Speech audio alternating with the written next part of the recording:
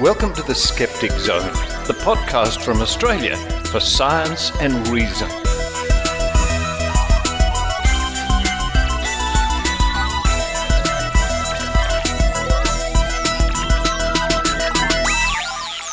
Hello and welcome to the Skeptic Zone podcast, episode number 590 for the 2nd of the 2nd, 20. I'm just looking at the date here, written 2220, or you could write it as 02022020. Well, it's all arbitrary anyway. Richard Saunders here with you, coming to you this week from the San Francisco Bay Area.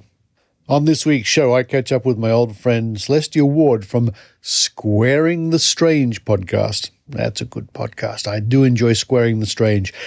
Celestia will tell us of the live stage performance of someone who claims they can talk with the dead, this time in Las Vegas. Now, Las Vegas is known for its wide range of entertainments, some exceptionally good. We might think of Penn and Teller or some of the very well-known entertainers who appear in Las Vegas regularly, who are at the top of their game. And, of course, there is the other end of the spectrum. And I think Celestia is going to be speaking about the other end of the spectrum. Also, news of a new Las Vegas skeptical group. Following that, we read from The Skeptic, the journal from Australian skeptics, from Volume 9, Number 4, way back in 1989, when a subscriber at the time went along to a mind-body wallet festival or day or fair. Now, this was in Sydney, and it was for the benefit at the time of the Sydney College of Natural Therapies and Traditional Chinese Medicine, under the banner of Festival of Healing. You might be very surprised, or maybe not so surprised, to hear what was going on in the name of the Sydney College of Natural Therapies and Traditional Chinese Medicine. And you'll learn how some things have simply not changed in over 30 years. And then to round off the show, Maynard is back at Skepticon 2019 with yet more interviews.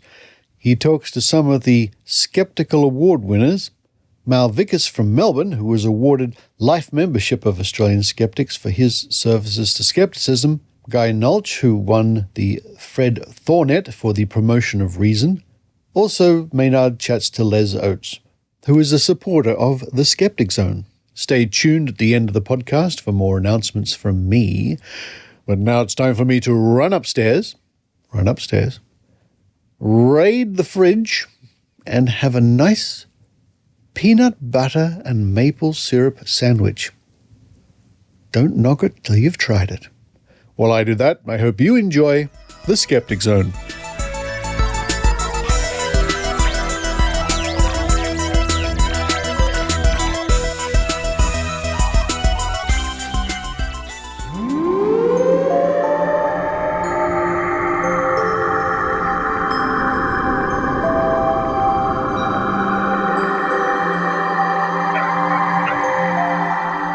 And joining me now on the line from beautiful Las Vegas. Oh, I like Las Vegas. Once a year, folks, I do like to visit Las Vegas. It's Celestia Ward from Squaring the Strange. Hello, Celestia. Hello, Richard. And I owe you a beer the next time you get into town, unless Brian Dunning has already filled your beer capacity for the rest of your life. I think he has, but still, I'll take you up on that generous offer.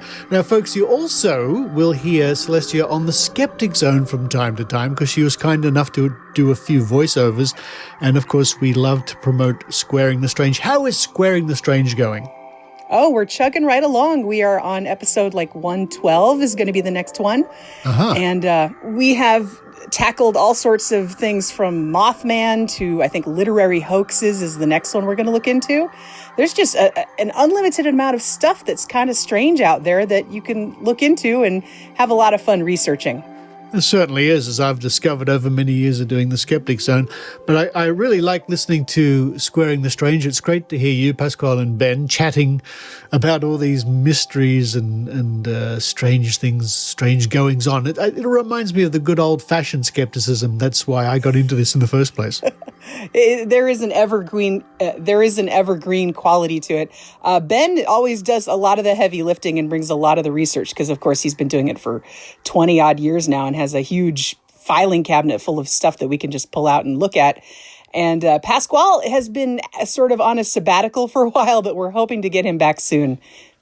Yeah, I can vouch for what you say about Ben's filing cabinet. I've seen Ben's filing cabinet.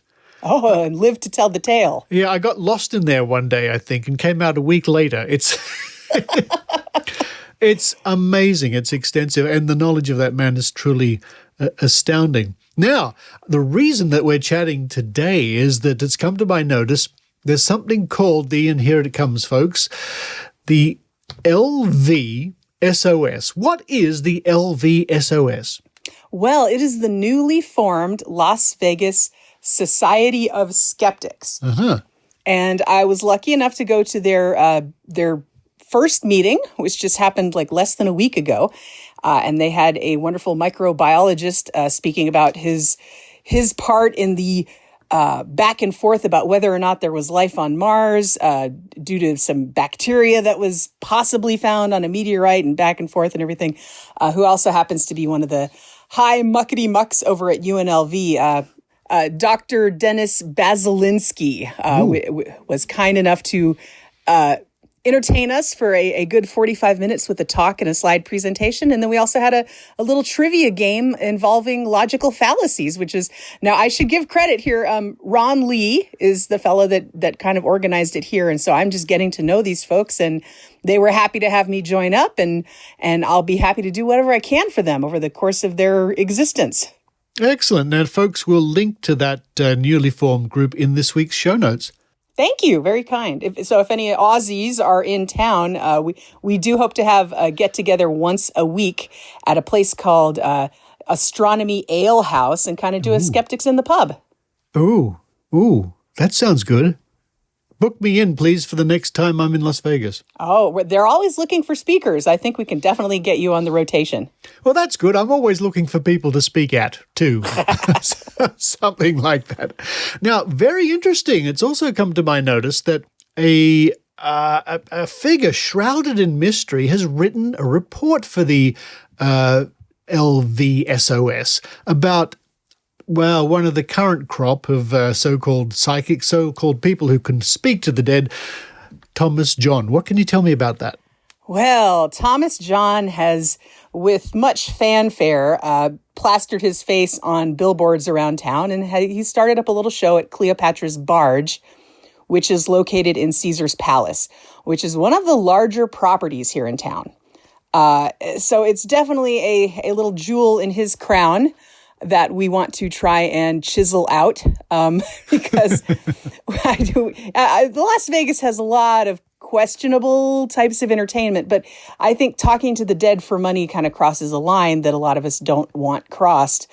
So Susan Gerbic very kindly got, some people on the LVSOS reached out to her, and she reached out back and talked about Thomas John being in Vegas.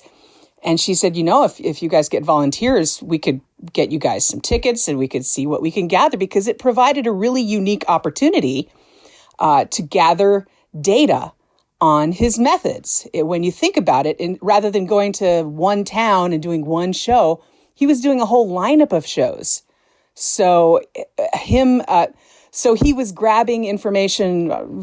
We strongly believe he was gathering information off of Facebook, but people were writing in saying they were going to see his show, and he didn't know if it was going to be Tuesday or Wednesday or Friday or Saturday afternoon. And some of that really kind of led to some interesting trends. Susan has got a whole database, and this is something we can actually keep working on, because he's listed more shows. He's going to be performing through March at least. And it's also not hard to get comps to his show because it's not selling incredibly well.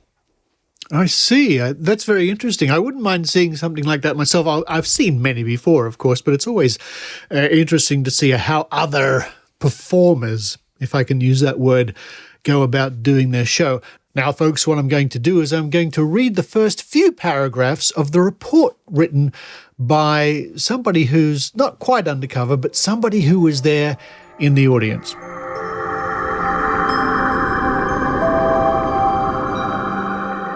Las Vegas Society of Skeptics, published on the 25th of January. The first mission from the LVSOS is in the books. We made a bunch of predictions and watched them come true. Are we psychic? No, but we figured out how a grief vampire operates. Here is the first of many experiences from one of our anonymous activists. Thank you for the mentorship, Susan Gerbeck, and to the many volunteers that helped gather data.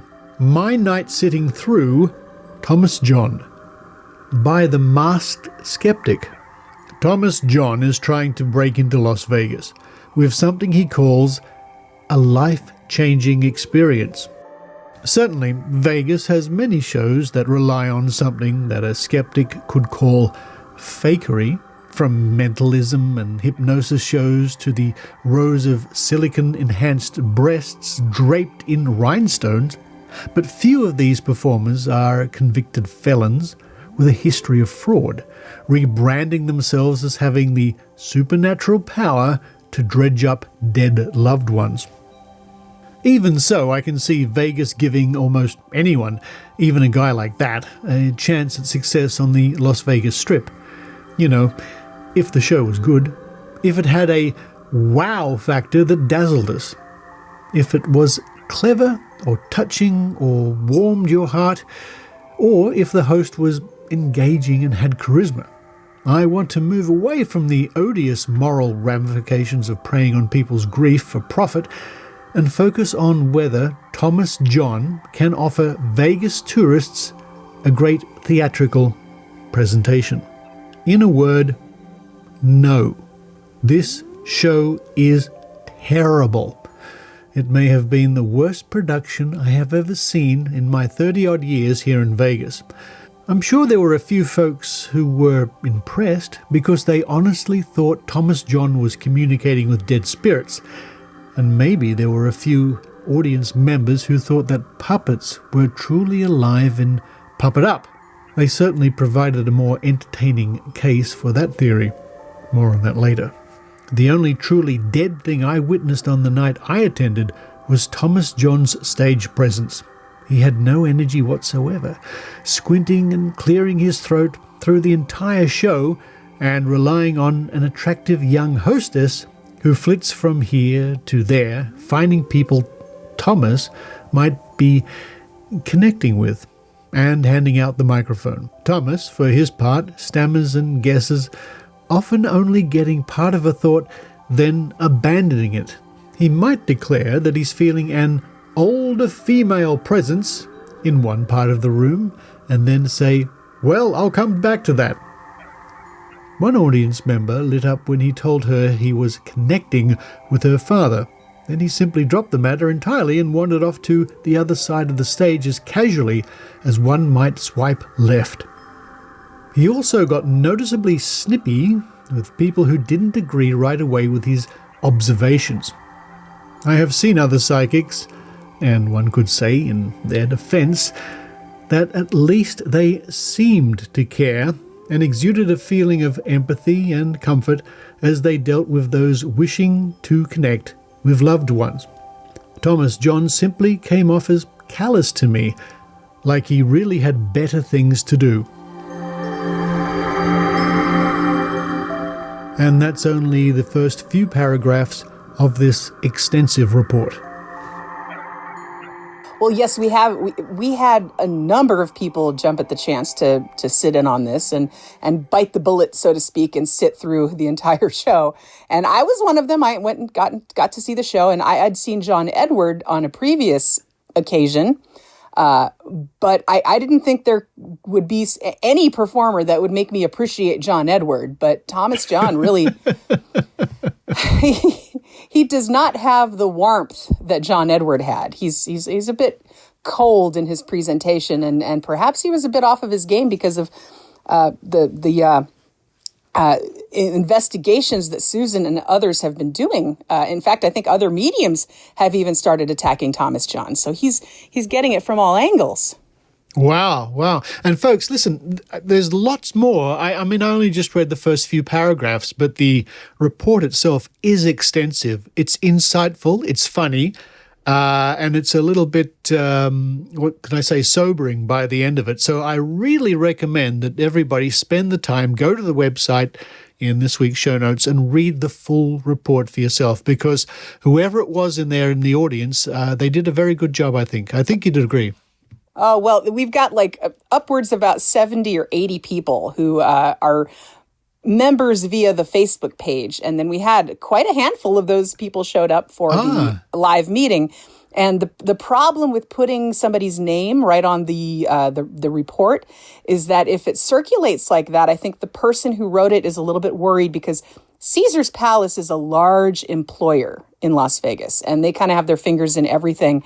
And I think many people are a little nervous about potentially causing a rift with Caesars if they perhaps they might work for one of the many properties. You never know. So, Vegas is a small town, which I think will work for us when it comes to kind of putting the word out that, look, this Thomas John fella is not what he claims to be. All right. That's interesting. Nevertheless, folks, again, I can't recommend this report enough. I began to read it, and I was reading it. I'm thinking, this is a really good report. It's about the method of the show, what happened afterwards, and on it goes. So congratulations to your mystery writer there. And before we go, Celestia, what projects are you working on? Well, I've never really given up the editing. I used to be a full-time editor, and so I have been working on a couple of editorial projects with some people, and those are going to see the light of day eventually.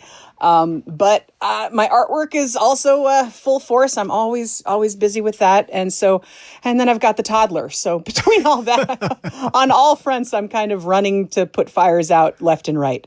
Oh, you're burning the candle at both ends, so no wonder you're trying to run around putting out fires. Well, look, we appreciate the work you do on Squaring the Strange very much. Good luck with the continued adventures with the newly formed LVSOS, the Las Vegas Society of Skeptics. And if anybody checks it out, that is a fantastic logo. I'm sad to say that I did not design it. They had that logo before I even met anybody on there, but it's a neat little rocket ship LVSOS logo.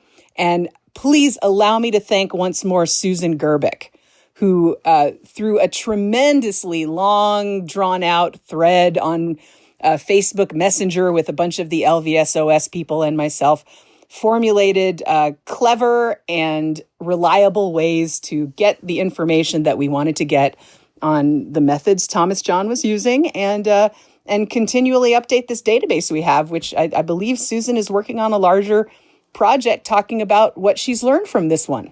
It wouldn't surprise me at all. I spent some time with Susan running around. It wouldn't surprise me at all. Yes. So a big shout out to Susan Gerbic. But for now, Celestia Ward, all the way from amazing Las Vegas, thank you very much. All right. Take care, Richard.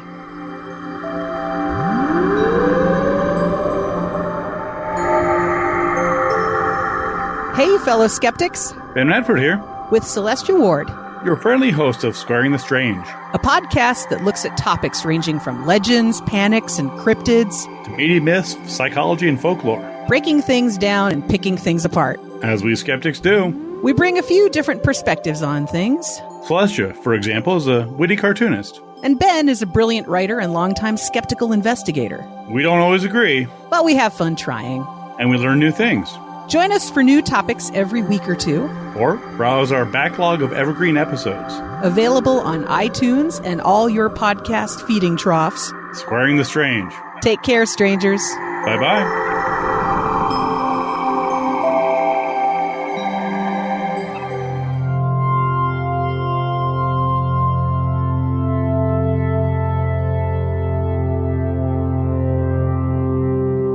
Once again, we dive into the pages of The Skeptic, the journal from Australian skeptics, this time all the way back to 1989, 31 years ago.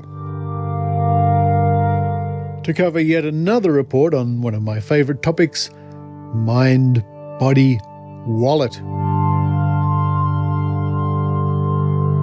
Now, mind, body, wallet is, of course, the generic term we give to New Age festivals, healing things, crystals and psychics and New Age energies and odd gizmos and feel-good stuff.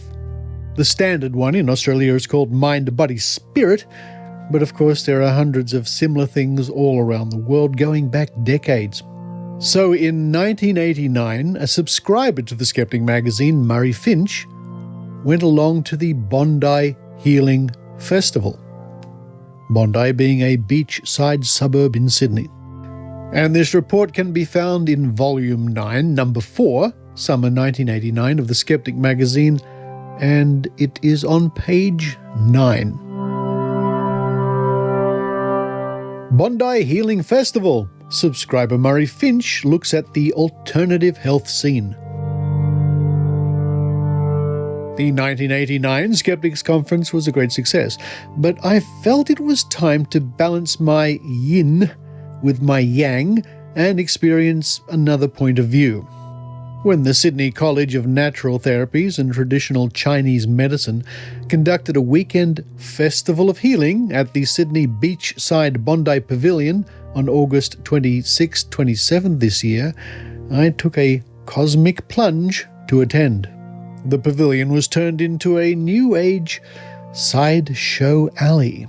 If you were recovering from a dose of the flu, or perhaps your karma was playing up, then this was the place to be. Aura readings, crystal balancing, foot reflexology, homeopathy, iridology, it was all there. At one table, a woman dangled a radionic pendulum over a chart. As it swayed to and fro, it indicated which flower essence were to be prescribed. Another woman demonstrated electronic gadgets that picked up vibrations from saliva samples and realigned organs. "It's a sort of gravity," she said. A series of lectures gave us a sample of what was being taught at the college. A naturopath diploma takes 4 years of full-time study, costing over $3,000 a year. Despite the fees, the college is having financial trouble, and the festival was primarily a fundraiser. Students at the college are told that they are being taught university-level science. I can only assume the college is referring to the University of Atlantis. Sadly, most of the students and the therapists are women whose basic science education failed them long before university. Margaret Spicer began the lectures with an introduction to natural therapies. We were told they involved phenomena known since ancient times, but strangely, modern science is having trouble coping with this. The journal Nature did publish proof of homeopathy, but people have been trying to discredit it ever since. But science has its limitations. How can you use the same test on a group of people because everyone is different? Margaret explained. Science doesn't matter anyway. Knowing is more important. We know crystals work because everyone knows silicon chips and crystal radios are amazing, powerful things. A modern laboratory may not be able to find anything in a homeopathic medicine, but anyone who has taken such medicine knows it works. Eva Starr gave the next lecture, which was Esoteric Aspects of Egypt. No one was sure what that had to do with health, but it sounded good. Eva told us the pyramids were really built by the wise ones from Atlantis. Where else? Who came to teach the backward Egyptians how to use both sides of their brain. They taught how the organs in the body corresponded with the planets, and their knowledge is still in the pyramids, not yet ready to be released. From pyramid energy, we moved on to crystal energy. Clifton Harrison presented Crystal Healing, a practical approach. We started in a very practical way with a crystal massage. This was done by rubbing a crystal in small circular motions over your partner's back. When it was time to swap, Clifton had to cleanse the crystal with a spray bottle containing a mixture of essential oils and flower essence. This removed the bad vibes so they were not passed on to the next person. Clifton was a hands-on therapist. He did not want to dwell on crystal theory, but he did say crystals work through electricity, picking it up from our aura, transforming it and amplifying it back out. He described this as an electrical loop between us and the rock. A body layout was performed. Someone lay down and had obsidian, which Clifton described as a very scorpionic rock, placed above their liver to draw out the bitterness and above their spleen to draw out the anger. After 10 to 15 minutes, the rock was removed, but a hole had been left behind. Pink quartz was then placed on the patient to fill the hole with love. "There is so much power in good rocks," Clifton said. Shirley Darby, a former interior decorator who also does astrology and numerology charts, gave a talk on color psychology. Shirley informed us that color is a nutrient, and if we look into the sky, we can sometimes see molecules of color floating around. Of course, there are also higher levels of color, but only clairvoyant people can see them. One may think it was time for the men in white coats to arrive, but Shirley told us it was just these sorts of people who are prone to madness. White absorbs everything and offers no protection from good or bad energy. Dentists, we were told, have the highest suicide and heart attack rate of any profession because they are constantly absorbing their patient's negative energy right through the solar plexus, which is the chakra energy center. Such problems can be avoided by wearing something under the coat to act as a barrier. I can't recall my dentist being naked except for a white coat, so he must have got the message. If all else fails, you can wrap colored cellophane around a bottle of water, leave it in the sun for a while, and then drink it to absorb the color energy. Different colors having different effects. There are many who will laugh this off as harmless nonsense. However, the dangerous side of alternative medicine was about to be exposed. Peter Tamanalo, a practicing homeopath, illustrated this when he gave a lecture on homeopathy. Samuel Hahnemann, the founder of homeopathy, was made to sound like a messiah. It is only now the world is catching up with him, according to Peter. "We are on the verge of a revolution," he exclaimed. "There is a consciousness change away from tablets." Peter was a true believer. He had no doubt. Many experiments have been done. There is no need to repeat them. It's just that the scientific community has trouble getting their minds around them, he lamented. We were told Hahnemann discovered E equals mc squared, 150 years before Einstein.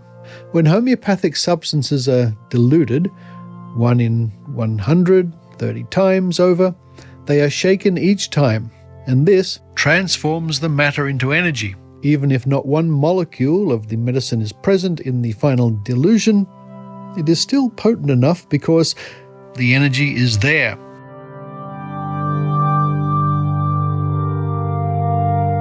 Peter recommended homeopathic immunization for children and those travelling abroad.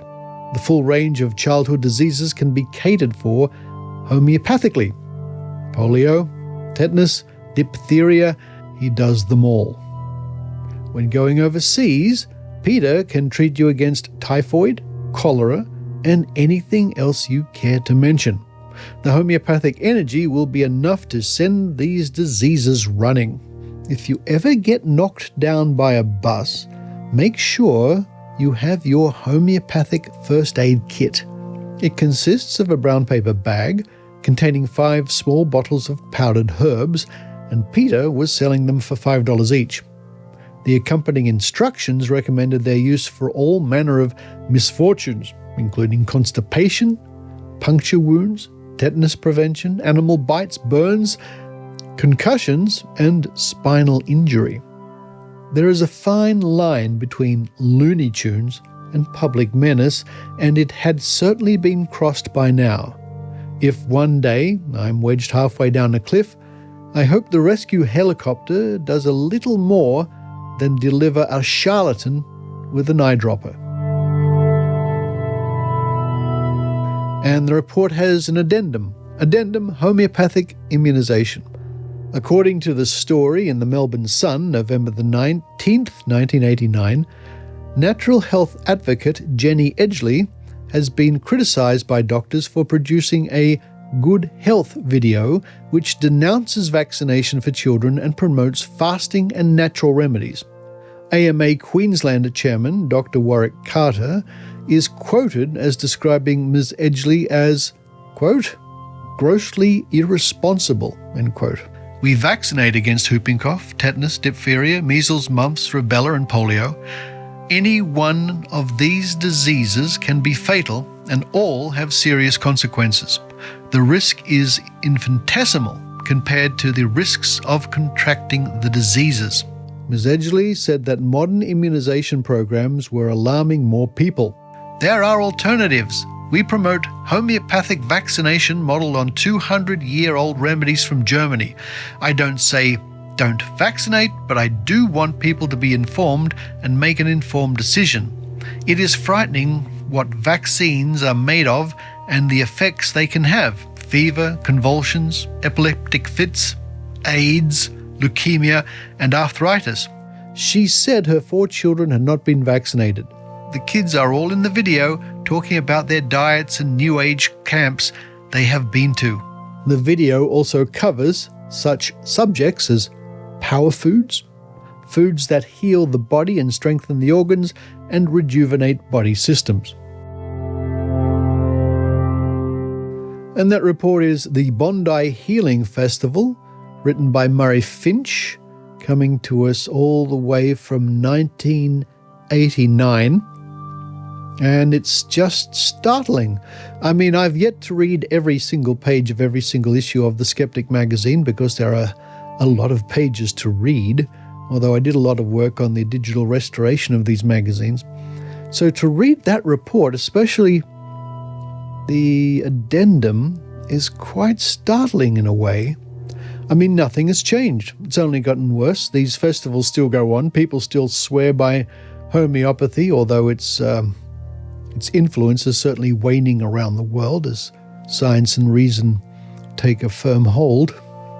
But way back then, 31 years ago, we still had the same anti-vaccination rhetoric. And don't forget, these people are firmly convinced, without a shadow of a doubt, that magical homeopathy can indeed protect you from whooping cough and diphtheria and so on. As for the Mind, Body, Wallet festivals and the New Age festivals, scarcely anything has changed. And you can read that report for yourself by going to www.skeptics.com.au and looking for the link to the journal and looking up The Skeptic Volume 9, Number 4.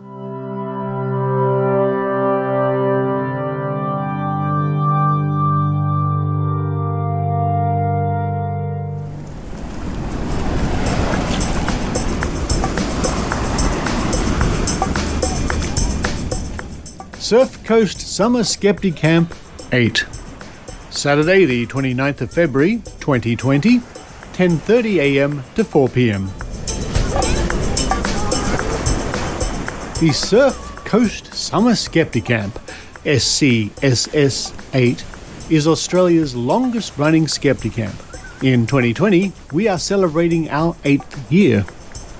Skeptic camps are designed to give many members the opportunity to present on a topic of their choice for about 20 minutes.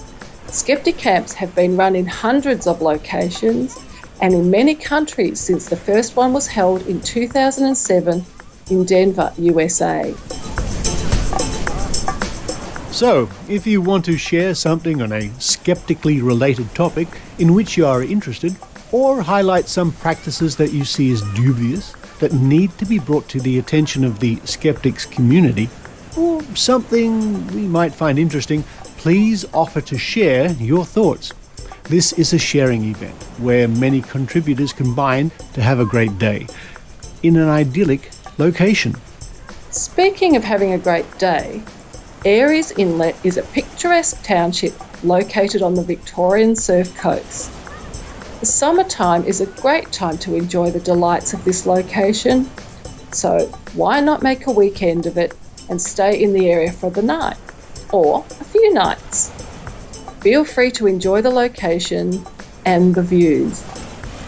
At the end of the day, we head to the Aireys pub for a drink, dinner, and skeptical discussion. It is free to register.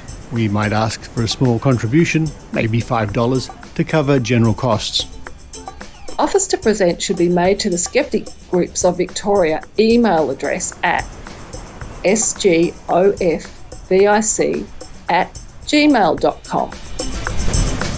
As for the speakers, we will update you regularly, but since this is a participatory event, you should consider making a contribution yourself. To register at Meetup, just follow the links in this week's show notes. Surf Coast Summer Skeptic Camp 8.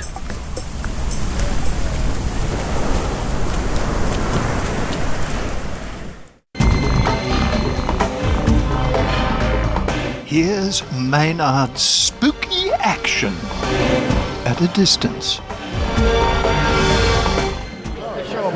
And I'm just with Mal Vickers here, the winner of the Lifetime Award tonight. Can you tell us what you think you got it for? I'm still surprised. I don't know. I mean, I've been doing some research, but lots of people have supported me, so you don't think you're making that much of a difference, but obviously I was. So You looked a bit shocked. You were busy taking photos and everything. Oh, what, me? Yeah. well, I have to stop that, didn't I? I had to. Again, really surprised, but very grateful for everyone's help and support. There's a lovely certificate. There's a lovely piece of paper with a frame around it. Well, what are you going to do with that? Straight to the pool room, as they say. Okay, yes. Yeah, or maybe blow it up 3 times size and put it up on the wall. Yeah, I'll take a photograph of it. And what would most skeptics have known you for with all the work you've done over the years? Running around, organising conventions, writing on the Vic Skeptics website quite a lot. Generally being a bit of a nuisance, that kind And where can we catch you online being a bit of a nuisance? I'm sometimes a bit of a pest to the TGA on Twitter. And what's your handle there? It's Vicar of Skeptic. Okay. Well, congratulations, Mal Vickers. Enjoy being a life member. Thank you, Maynard. Try and make it last as long as possible. A lifetime, apparently. Now we've got 2 people. Are you the first time you've been to a skeptical dinner? Yeah, it is me. Now, what did you make of all that magic? We had 16-year-old magic. We had some bumbling magic on stage. I was a magician's assistant. Yeah, it was amazing. It was so interesting. Definitely got my brain ticking over. All right. And what about you? Yes, I was suitably impressed. And now, of course, being a restaurateur, I mean, this is like a little bit lower down, the 5-star level from what you do. service was still wonderful. Good, The drinks were coming, and your stint as an assistant was pretty good on the stage. Actually, would you like to describe the suit I'm wearing? Oh, it's amazing. It's a bit holographic in a way, blue and purple. Shot silk, shot tie silk. Oh, wow. In fact, it is actually material to make a tie out of, and I found, and I contacted the person who made the tie, and I ordered enough for a suit. So it's not the correct weight for a suit. But it It isn't. It looks great, though. So hang on, you 2 away from the restaurant. What's going on tonight at the restaurant? We've got Mum and my brother at the restaurant. They're covering for us. Oh, you better get back there. There could be an incident. I'm sure they can handle it. Next time in Melbourne, I'm coming to your place. Oh, beautiful. Thank you so much. Bye-bye. Thank you for coming. Bye.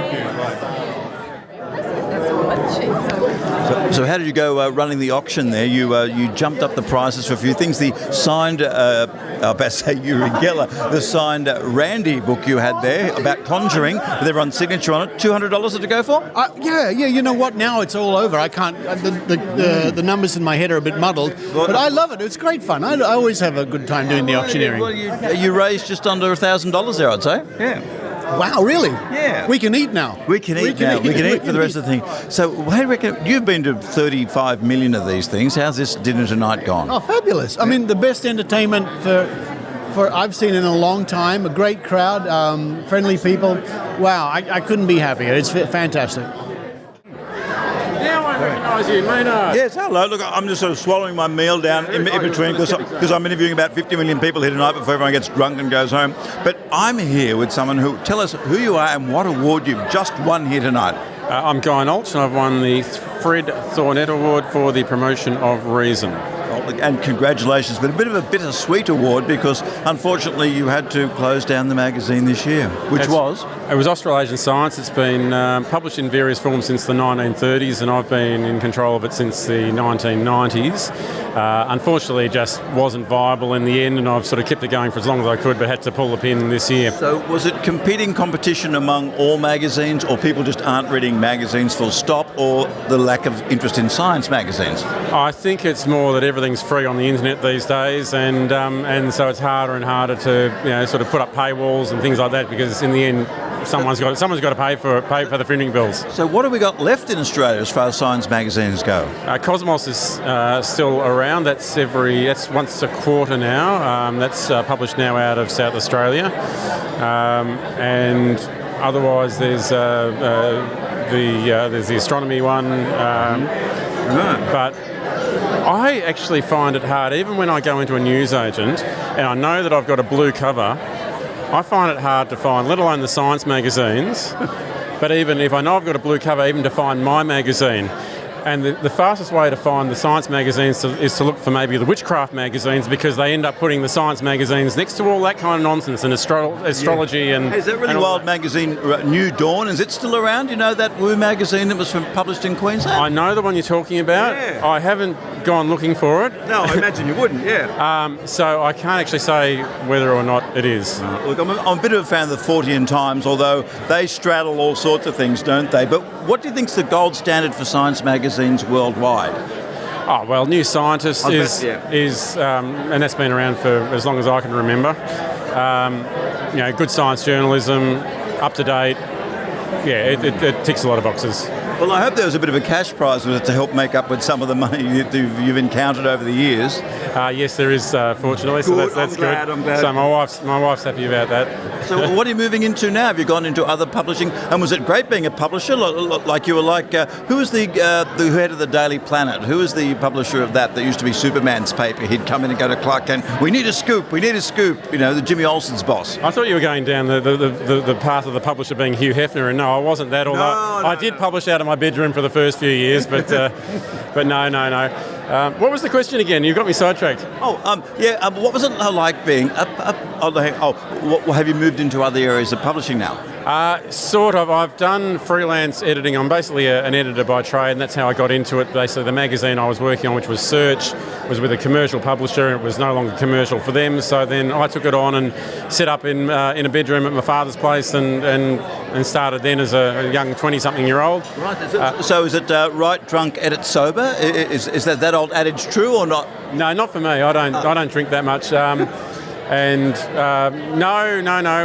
basically... It's only for fiction, probably. Fiction probably works that way, maybe. Yeah, no, I don't have the little hat and the little note, the pen tucked behind the ears.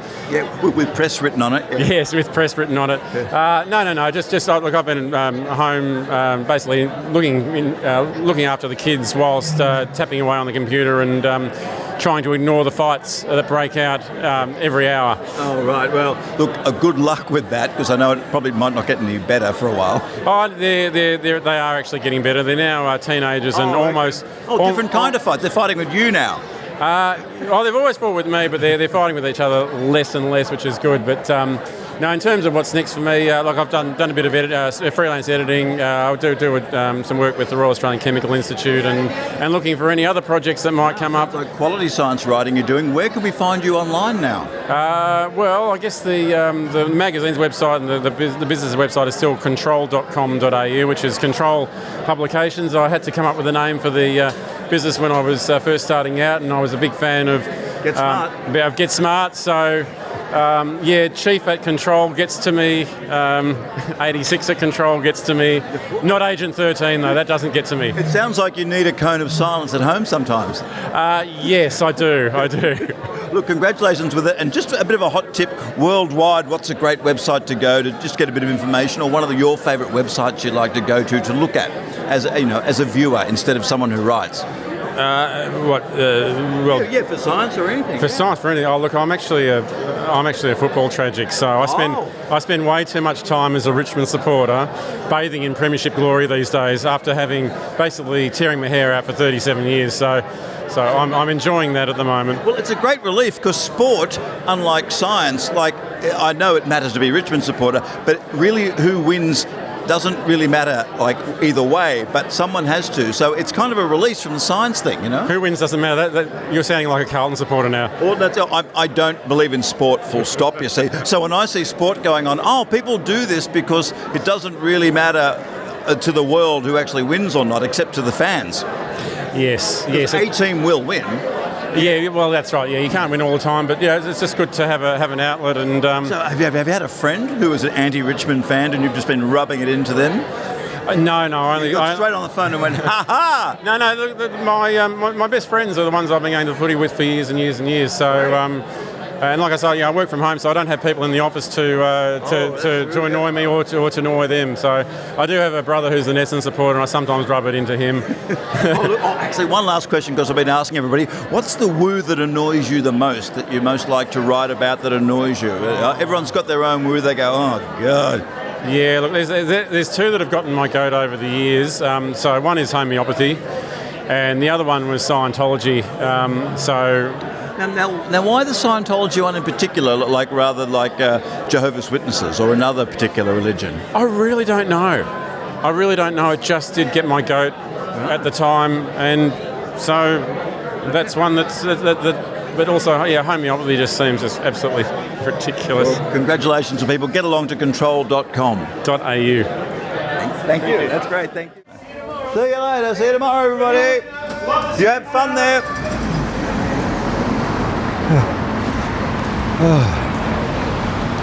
Well, back out on the mean streets of Melbourne outside the Jasper Hotel where we've been having the dinner tonight, where we're going to hail an Uber and go home and just do a wrap-up of the evening quietly to ourselves and download stuff off the card. Over a dozen interviews being done tonight. It's been a furious night, but I think tonight, at the end of the evening, really the real win has been scepticism.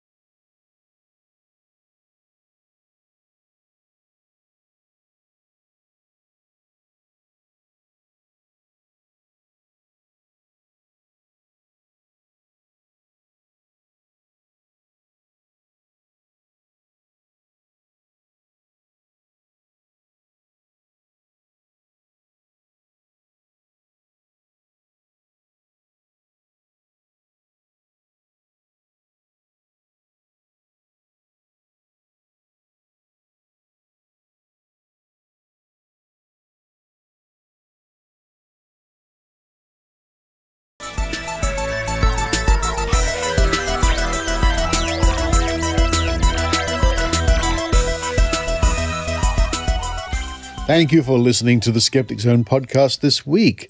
Now, for those listening in Sydney, Australia, the Australian Skeptics present Skeptics in the Pub, and this will be at the Occidental Hotel, which is 43 York Street, just near Wynyard Station. Wow, you could probably take the new tram down George Street. Thursday, the 6th of February from 6 p.m. And the talk this month is Food, Glorious Food. Gary Kennedy will talk about some of the myths around so-called superfoods and new fad diet regimes, along with myths spread around processing technologies such as food irradiation, genetic engineering, and growing meat in a petri dish. Now, I seem to remember Gary has spoken for us once before, probably many years ago, and is a really entertaining speaker. You're all welcome to come along. That's Sydney Skeptics in the Pub from 6 p.m. Thursday the 6th of February at the Occidental Hotel near Wynyard Station in Sydney. And all going well, Maynard and I will be joining you there on the night to do interviews. Thank you to those people who wrote in to comment on last week's episode where we had skeptics in the tub. Now, that episode seems to have caught the attention of a lot of people and got lots of engagement, according to Libsyn, where the Skeptic Zone is hosted. And partly as a result of that, I've decided to bump up the quality of the Skeptic Zone. So normally the show will be in mono, like this episode, but sometimes I'll bump it up to stereo, but generally speaking, the bitrate of the show has now been improved for your better listening pleasure. And thank you again to those people who contribute to the Skeptic Zone at skepticzone.tv via Patreon and some people via PayPal. Every cent, every ruble, every drachma, every euro, every pound. Ooh, that's contentious at the moment, isn't it? Good luck. Really, really helps for me to keep the show on the internet. And you can also go there and do a once-off donation to the show. Coming up on next week's show, lots more from Maynard as normal. Lots more interviews to get through that he did at Skepticon 2019. And I hope to bring you a report I'm writing at the moment about homeopathy in supermarkets and pharmacies here in the United States. Now, as this is episode 590, it means we're on the countdown, the 10-episode countdown to the big 600. And it's interesting to think that in the years and years of the Skeptic Zone, all the topics we've covered, everything from miracles to iridology to brainwashing and much more. And hopefully many more topics and investigations and reports to come. And of course, speaking of a vast range of skeptical topics, if you want to keep up to date with what's happening at Australian Skeptics, if you go to skeptics.com.au, scroll to the bottom of the page, you can sign up for the Australian Skeptics newsletter. And in fact, just a few days ago, the latest newsletter appeared in my inbox, which is number 90. It covers such stories as the announcing of the dates for the next Skepticon, which will be this year in Surfers Paradise in Queensland, and that will be on the 23rd to the 25th of October. We also have news of the notorious Belle Gibson, the woman who faked her cancer. Her home was raided over a $500,000 unpaid fine. More pseudoscience on Netflix. Now this is about Gwyneth Paltrow's Goop Lab. A story about defending science-based medicine, and lots more. So you can keep up to date with skeptical news and what's going on with Australian skeptics by subscribing to that newsletter. But for this week, from the San Francisco Bay Area, this is Richard Saunders signing off. You've been listening to the Skeptic Zone podcast. Please visit our website at www.skepticzone.tv for show notes, contacts, and to access the back catalogue of episodes going back to 2008. You can follow the Skeptic Zone podcast on Twitter at Skeptic Zone, visit our Facebook page, or leave a review on iTunes. You can also support the Skeptic Zone via Patreon or PayPal. The Skeptic Zone podcast is an independent production. The views and opinions expressed on the Skeptic Zone are not necessarily those of Australian skeptics or any other skeptical organisation.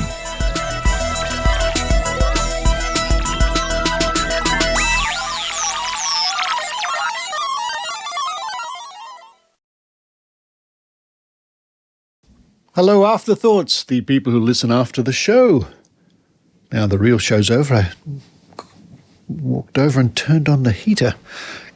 Doing the mundane things. Just don't mind me. Just unplugging my battery pack here. And, oh yes, of course, the dice game. That's why you're listening. Now, every now and then, after the show's over, we play the dice game where I roll a dice. As we've discussed on the show before, the common usage is dice. Technically it's die, but who cares? I roll it 3 times.